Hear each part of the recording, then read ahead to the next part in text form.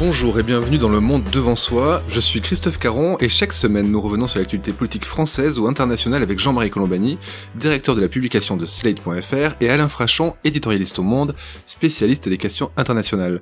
Bonjour à tous les deux, vous m'avez l'air plutôt en forme, je pense qu'on vous prendra régulièrement la température pendant l'enregistrement. Bonjour messieurs. Bonjour Christophe. Jeudi soir, près de 25 millions de Françaises et de Français ont suivi l'allocution d'Emmanuel Macron. 27 minutes pendant lesquelles il a tenté de rassurer la population, annoncer des mesures fortes comme la fermeture des écoles, des collèges, des lycées et des universités, ou comme un soutien fort à l'économie française. C'est la première intervention solennelle du président depuis le début de la crise et il semble avoir fait la quasi-unanimité.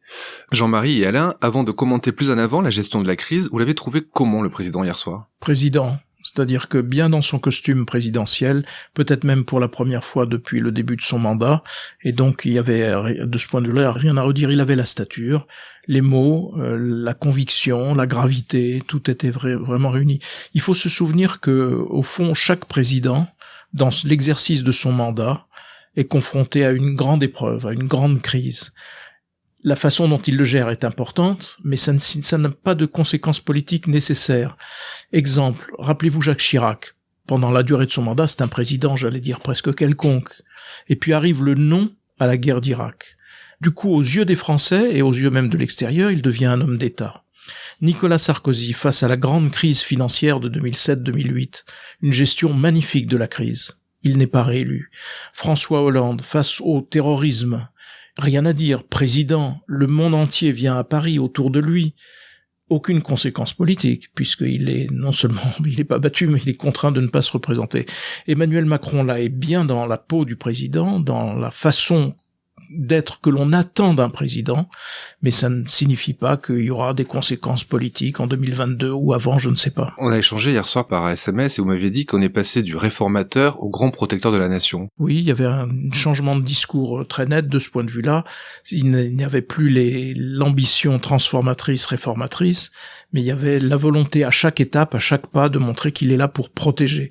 Protéger la santé, ce sont toutes les mesures, évidemment, fermeture des écoles, tout ce qui peut éviter la transmission, ralentir plus exactement la transmission du virus, protection des entreprises et du tissu économique à travers tout ce qu'il va demander au gouvernement, qui est à l'envers jusqu'à présent du discours dominant du gouvernement et de même de son propre programme. Alain, vous aussi, vous avez trouvé le président présidentiel hier soir ? En tout cas, oui, présidentiel et protecteur et rassembleur aussi, avec un exercice difficile, c'est que il ne faut pas qu'il provoque une manière de panique dans la population en prenant la mesure de l'ampleur de la crise qui nous attend, sanitaire, économique et sociale. Et donc, il ne faut pas qu'il provoque une panique. Et en même temps, il faut qu'il provoque une mobilisation collective. Et je pense qu'il a trouvé le bon équilibre entre ces deux objectifs qui étaient véritablement de mobiliser les Français pour que cette crise ne soit pas une tragédie sur le plan sanitaire et de les mobiliser aussi, mais ça c'est plutôt le rôle du gouvernement, sur les grandes difficultés économiques et sociales qui nous attendent. Et puis ensuite, il resitue ce discours dans une réflexion plus vaste, protecteur et rassembleur, oui. Donc vous dites effectivement qu'il resitue ce discours dans une perspective plus vaste. Je voudrais qu'on écoute un extrait de ce discours d'Emmanuel Macron hier soir. Il nous faudra demain tirer les leçons du moment que nous traversons. Interroger le modèle de développement dans lequel s'est engagé notre monde depuis des décennies et qui dévoile ses failles au grand jour. Interroger les faiblesses de nos démocraties.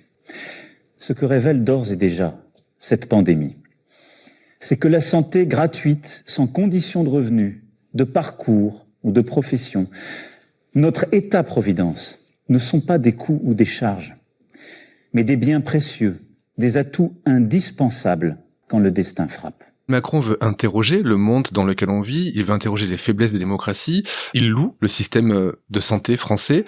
On a l'impression qu'il y a comme une remise en cause du libéralisme, une remise en cause de la mondialisation. Est-ce que c'est un effet de manche du président ou est-ce qu'il y a une vraie prise de conscience ? Si on le suit à la lettre, c'est la redécouverte par Emmanuel Macron des vertus de la social-démocratie. dont il est d'une certaine façon issu, puisque le camp social-démocrate était incarné par François Hollande, il était ministre de François Hollande, et puis devenu président, il n'avait qu'une obsession, la chasse à l'électeur de droite. Et donc le déport et le recentrage a été manifeste et l'a coupé d'une bonne partie de l'électorat de la gauche. Et là, tout le discours qu'il reprend sur l'État-providence, c'est une adhésion au catéchisme social-démocrate, à l'inverse du catéchisme précédent qui était le sien. Donc, et je pense qu'il doit être sincère, parce que de fait, la démonstration là de la nécessité d'un système performant et qui échappe aux lois du marché est parfaitement pertinente et elle est même éclatante. Donc c'est une façon aussi de se rendre à l'évidence. Après, sur la mondialisation, alors il y a aussi une petite, une main tendue idéologique très évidente vis-à-vis des écologistes lorsqu'il dit il faut changer ou remettre en cause notre modèle de développement. C'est très exactement le discours des écolos depuis longtemps. Et sur la mondialisation, c'est le cours des choses va imposer non plus une démondialisation, mais une régionalisation de l'organisation économique de la planète. Donc, de ce point de vue-là, il annonce ce qui va se mettre en place, me semble-t-il. Mais quand il parle des faiblesses de la démocratie, à quoi il fait référence pour vous ? Alors là, il n'a pas précisé ce qu'il entendait par les faiblesses de la démocratie, mais j'imagine que comme tout chef d'État occidental, qu'il soit Premier ministre ou président ou monarque, il est confronté au monde suivant. Il est face à 3 pôles de puissance, les États-Unis, l'Inde et la Chine. Les États-Unis, c'est Trump, et l'Inde et la Chine, c'est Xi Jinping et Narendra Modi. Et ce sont des gens qui s'éloignent de la démocratie. Ce ne sont pas des gens qui entendent développer la démocratie. Il est donc confronté à ça. Et la démocratie est menacée. Elle est faible, elle est menacée, elle est en permanence soupçonnée d'inefficacité. Ce dont on parlait avec Jean-Marie hier, c'est la chose suivante. Une crise comme ça, une énorme crise sanitaire mondiale, elle teste les régimes. Elle teste le type de régime que vous avez, politique, économique et social. Quel est le régime le plus apte face à une crise de ce type ? Je crois que le régime chinois a pris du plomb dans l'aile. Parce que face à une crise de ce type, vous avez besoin de confiance. La confiance, ça veut dire la transparence. La transparence, ça veut dire qu'à n'importe quel échelon de l'État ou la société, vous avez le droit de dire les choses comme elles sont, et tant pis si elles ne sont pas dans la ligne du parti. 5 semaines au bas mot de retard pour réagir face au virus en Chine. Vous avez le sentiment, dans un pays comme l'Inde, si vous voulez, d'une forte intolérance à l'égard de la minorité musulmane, mais pas seulement, d'un recul de la plus grande démocratie du monde. Trump ne s'en cache pas. D'ailleurs, il ne fait jamais la propagande ou la promotion du modèle démocrate. Jamais. Ces mots-là ne sont dans la bouche de Trump. Il ne croit qu'au rapport de force. La démocratie est faible. Elle est faible, c'est sans doute ce qu'il a voulu dire dans le nouvel environnement dans lequel nous sommes. Mais je pense aussi que nous entrons dans une nouvelle ère. Si vous voulez, il y a des ères comme ça, qui durent 30 ou 40 ans et qui sont dominées par une mode économique et sociale, une mode idéologique, etc. Nous sortons d'une phase. Nous sortons d'une phase qui, au lendemain de la chute du mur de Berlin, a mis comme pensée dominante le fait que la démocratie représentative, c'était l'horizon politique inévitable, et le fait que l'économie de marché, plus le libre-échange international, c'était l'horizon politique inévitable. On en sort. Il y a une régionalisation de la mondialisation, comme l'a dit Jean-Marie, on en sort. Et lui, il a dit, il y a un certain nombre de secteurs qu'il faut mettre à l'abri, qu'il faut protéger. Il en a nommé 3 principalement. L'environnement, on vient d'en parler, l'environnement, la santé, l'alimentation. Il a dit, voilà, il y a dans ces secteurs-là un besoin de protéger. Et vous remarquerez que en ce moment, et ça fait partie de ce changement d'air dans l'Union européenne, et l'Union européenne a porté au plus haut l'efficacité du libre-échange. Il n'y avait qu'une seule personne que le libre-échange protégeait, c'était le consommateur. Il s'agissait d'avoir les prix les plus bas. Donc nous n'avons pas de géant industriel européen, parce que le droit de la concurrence était posé dans l'obsession de l'anti-monopole pour protéger le consommateur. Eh bien, on en sort. Mais ça, il faut reconnaître une vraie continuité à Macron là-dessus, parce qu'il l'a demandé dans sa campagne électorale et ensuite à Bruxelles, sans être entendu par les Allemands. En ce moment, les Allemands bougent, et donc le droit de la concurrence bougera, et il faudra avoir des géants industriels face à ce nouveau monde qui s'annonce. Emmanuel Macron parle de mesures de rupture qu'il va assumer. Il n'en dit pas plus. Qu'est-ce que ça pourrait être, selon vous, ces mesures de rupture, Jean-Marie ? C'est un peu tout ce que vient d'énoncer Alain. Par ailleurs, il y a une rupture par rapport à lui-même, puisqu'il gouvernait différemment. Il gouvernait avec, une feuille de route qui était strictement libérale, classique, tendant vers l'orthodoxie ou tendant à rétablir la France sur le chemin de l'orthodoxie. Il en sort, donc il rompt par rapport à si rupture il y a, ce sera par rapport à lui-même ou par rapport à sa première moitié de mandat. Et par ailleurs, comme l'a fort bien expliqué Alain, on est dans une ère des ruptures. Un peu tous azimuts et dans tous les domaines, y compris dans le domaine des alliances de défense aussi, qui vont être concernées. Donc je pense que c'est à cela probablement qu'il faisait allusion. Je crois qu'il faisait spécifiquement allusion à la nouvelle voie de la France qu'il veut porter à Bruxelles. Changement du droit de la concurrence. Nécessité d'avoir des géants industriels. Je dirais pas que chez lui, la question budgétaire, proprement nationale ou européenne, est nouvelle. Parce qu'il n'a jamais été un orthodoxe budgétaire. Il n'a jamais été obsédé par l'équilibre des finances publiques. Et d'ailleurs, dès son premier budget, il est sorti d'une ligne d'une ligne de finances publiques qu'on aurait pu qualifier d'orthodoxe. Son discours était inverse quand même. Son discours était inverse et son Premier ministre était là pour tenir les cordons de la bourse et pour absolument corriger là où il corrigeait. Mais par exemple Juste pour le Premier ministre, pour le citer, Édouard Philippe a dit l'orthodoxie budgétaire, c'est pour être plus fort avant la guerre. Oui. Maintenant, c'est la guerre. Il faudra qu'Édouard Philippe s'en convainque lui-même, puisque jusqu'à présent, il était sur une ligne qui n'était pas très précisément là, mais juste pour donner un exemple de la rupture qu'il faut opérer. Ce gouvernement vient d'imposer aux partenaires sociaux une réforme de l'assurance chômage.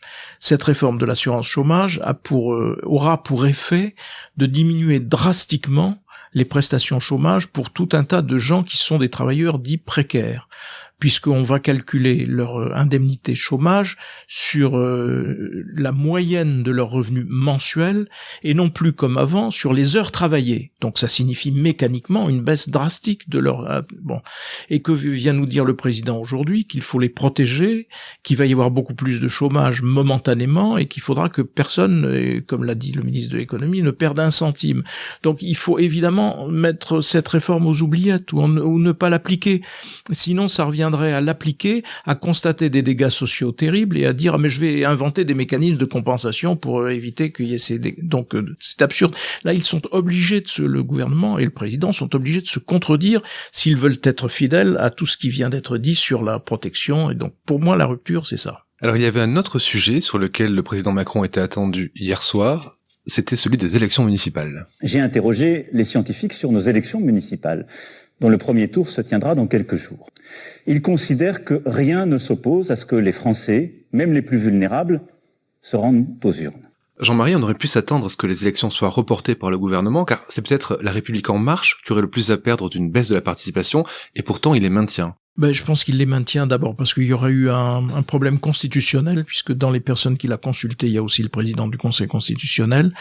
Et puis, il faut se souvenir que il y a eu des élections municipales, je crois, au printemps 1945, alors même que la guerre n'était pas terminée. Donc c'était quand même une période où on pouvait se dire aussi que les élections municipales pouvaient ne pas avoir lieu.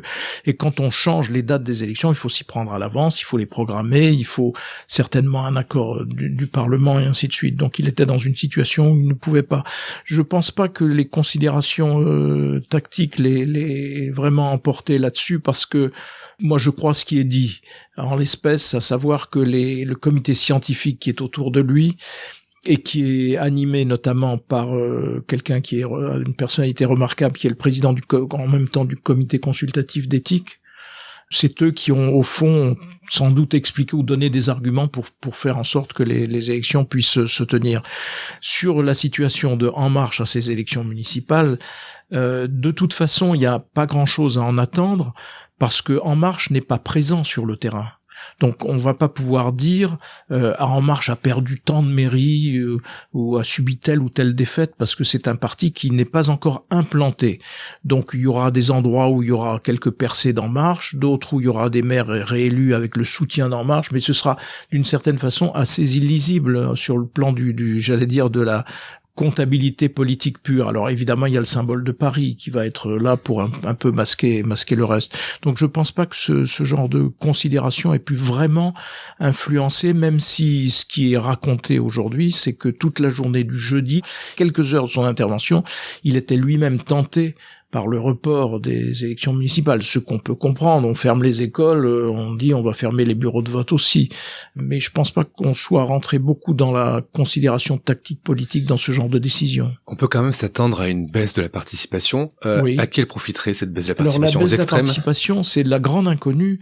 Est-ce que les gens vont avoir le réflexe inverse de dire au contraire, il faut montrer que la démocratie fonctionne malgré la crise, malgré les menaces, etc. Et donc il faut par devoir aller voter, ce qui est un réflexe tout à fait possible et qui correspond un petit peu à l'état d'esprit que Emmanuel Macron a voulu insuffler à travers son intervention.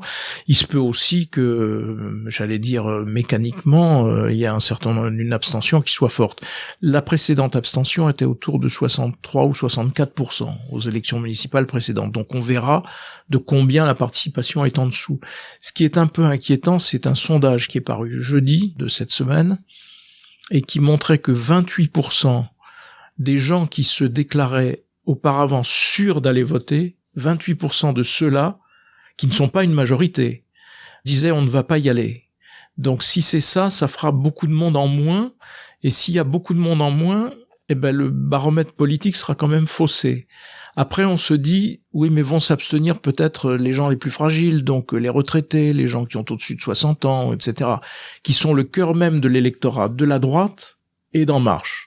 Par sondage, là encore, on nous explique à l'inverse que c'est plutôt les jeunes qui sont tentés de s'abstenir et que donc, à l'inverse, les personnes qui forment le cœur de l'électorat de la droite ou de En Marche sont plutôt, elles, tentées d'aller au bureau de vote. Donc vous voyez, c'est pour le moment difficile de dire quoi que ce soit.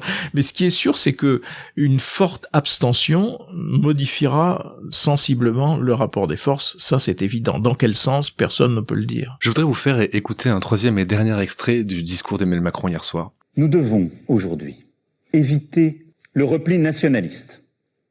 Ce virus, il n'a pas de passeport. Quand Emmanuel Macron dit que le virus n'a pas de passeport, Alain, c'est une attaque contre Trump qui ferme les frontières aux Européens d'une manière unilatérale et brutale, et aux autres pays européens qui aussi se replient sur eux-mêmes? Écoutez, sur la première remarque, c'est une attaque contre Trump, je ne sais pas, mais en tout cas, elle serait méritée. Elle serait méritée. Vous savez que Trump est le seul chef d'État étranger qui appelle ce virus venu de l'étranger. Autrement dit, c'est pas nous les coupables. Et qu'il a laissé entendre que, après la Chine, c'est l'Union européenne la coupable. Parce que elle n'a pas su prendre les mesures suffisamment tôt pour se protéger du virus qui venait de la Chine. Donc il est à plein dans un discours des plus détestables, qui consiste à chercher toujours un bouc émissaire face à une crise à laquelle il n'a pas cru et qu'il n'a pas vu venir, etc., etc. Ça, c'est le premier point.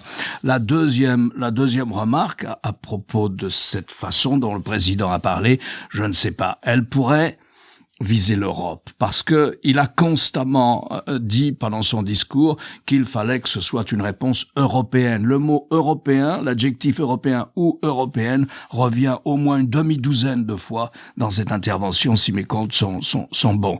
Or, si vous voulez, l'Europe, elle n'a pas été là, peut-être allons-nous en parler maintenant, mais elle n'a pas été là, c'est peut-être aussi cela qu'il visait. On se rend compte avec cette crise qu'il n'y a pas de politique européenne commune de la santé, c'est quelque chose qui n'existe pas. Est-ce que cette épidémie pourrait pousser justement les 27 à changer cette manière d'aborder les questions sanitaires? C'est important de redire que ça n'est pas une compétence européenne. Et c'est important de redire que le discours dominant jusqu'à présent consistait à dire attention, il faut écarter l'Europe parce qu'elle nous gêne, etc. Il faut soit renationaliser un certain nombre de questions, évidemment protéger les secteurs qui sont... C'est comme l'immigration d'ailleurs, une compétence strictement nationale. Et donc tout d'un coup on dit l'Europe, mais l'Europe n'est pas compétente. Donc déjà, constatons que si elle n'est pas compétente et si on souhaite qu'elle le soit, il faut s'en donner les moyens et il faut que les chefs d'État et de gouvernement le décident. C'est évidemment souhaitable, parce que c'est un petit peu aberrant d'avoir des réponses sanitaires qui soient en ordre dispersé. S'il y avait eu une attitude plus européenne ou une politique plus européenne, européenne, peut-être l'Italie n'aurait pas été en manque de matériel, ce qui était évidemment essentiel dans la période actuelle. Donc il faut considérer cela. En revanche, là où on est en droit d'être impatient, parce que c'est dans la compétence, alors pour le coup de l'Union, c'est tout ce qui relèverait d'une relance de la machine économique au niveau européen. Et là, il y a une politique de relance à laquelle la Commission est favorable, mais encore faut-il que les gouvernements aillent dans ce sens, parce qu'elle est urgente. Elle est urgente et nécessaire. Et si on compare, par exemple, avec les masses de milliards qui ont été consacrés pendant la grande crise financière de 2007-2008 au sauvetage du système bancaire à travers l'effort des banques centrales et notamment, principalement de la Banque centrale européenne. Et si on compare les besoins d'un plan de relance, eu égard à ces sommes-là, c'est dérisoire, mais ça vaut largement autant de renflouer les économies quand elles en ont besoin que le système bancaire quand il en avait besoin.